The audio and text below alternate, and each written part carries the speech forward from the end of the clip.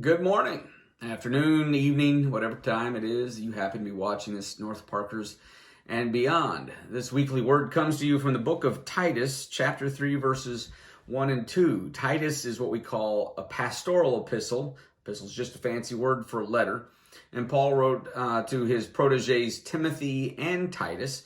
And so 1st and 2nd Timothy and Titus are termed pastoral epistles because he's telling them this is how you should pastor. And he's speaking specifically to the situations they find themselves in. Titus has been left to pastor in the island of Crete, from which the term Cretan obviously comes. And so to back up just a little bit, earlier on in the book of Titus, Paul writes to him, to Titus, about the people in Crete. And he says in verse 12 of chapter 1, one of Crete's own prophets has said it. And then he quotes him, Cretans are always liars, evil brutes, lazy gluttons, end quote. This saying is true.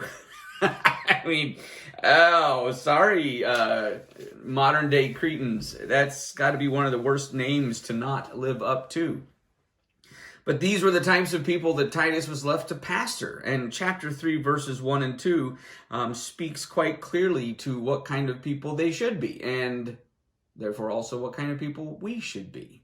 It says here in verses 1 and 2 of chapter 3, remind the people to be subject to rulers and authorities, to be obedient, to be ready to do whatever is good, to slander no one, to be peaceable and considerate, and always to be gentle toward everyone.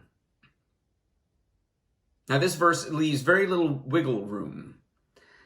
It's very clear that this is an all-inclusive general statement. It says, remind the people, all the people, to be subject to rulers and authorities, to be obedient, to be ready to do whatever is good, to slander no one, to be peaceable and considerate, and always to be gentle toward everyone. So you see repeated throughout this passage, this general statement of truth that's basically saying to all people, everywhere, in every situation, in all times. Now there's two ways to take a generalized statement like this. Number one, that it's always true. There's another way to take it, which is this is the general principle, and only with great exception should you follow this every single time. And so whichever way you take that, the rule, the norm is clear. Christians should not be quarrelsome. They shouldn't be quarrelsome.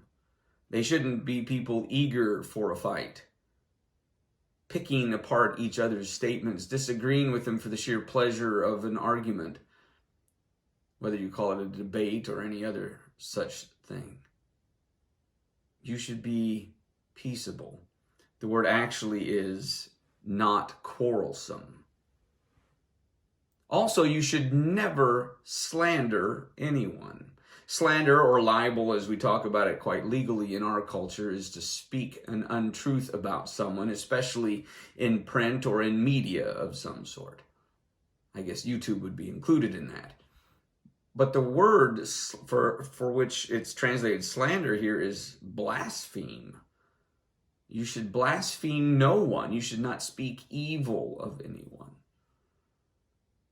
Hopefully we're coming out of this whole cycle.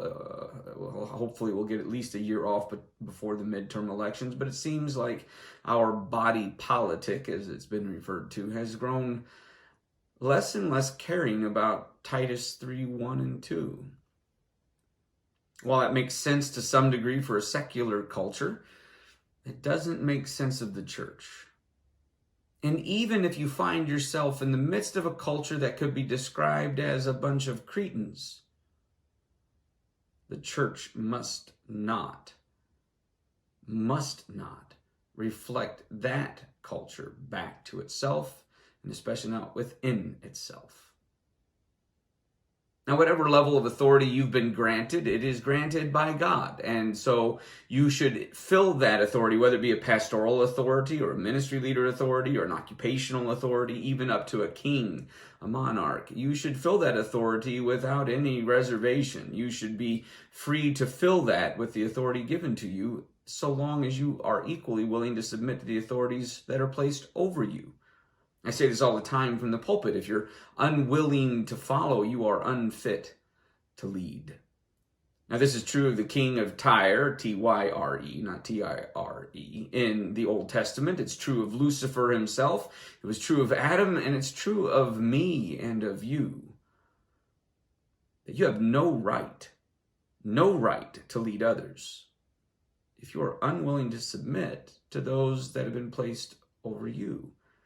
This includes husband and father, parent over child, employer over employee. Your authority is a derived authority from the same source the authorities over you derive their authority. In that context, hear it again. Because after all, the key term to the pastor of those in Crete is remind. So let me remind us. Remind the people to be subject to rulers and authorities, to be obedient, to be ready to do whatever is good, to slander no one, to be peaceable and considerate, and always to be gentle toward everyone. I hope that you're able to take the word of God as a word of authority to you, that you're able to submit yourself to it whether you like it or not. And I hope that you are willing to pray for your president, for your congressmen and women, for your senators, for your mayors and governors, whomever they may be. And if you're willing, I would certainly appreciate it if you would pray for your pastor as well.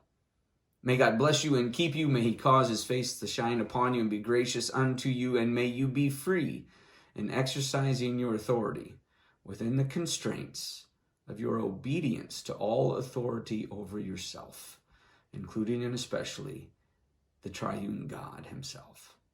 Thank you. And good morning, good afternoon, good evening, or good night.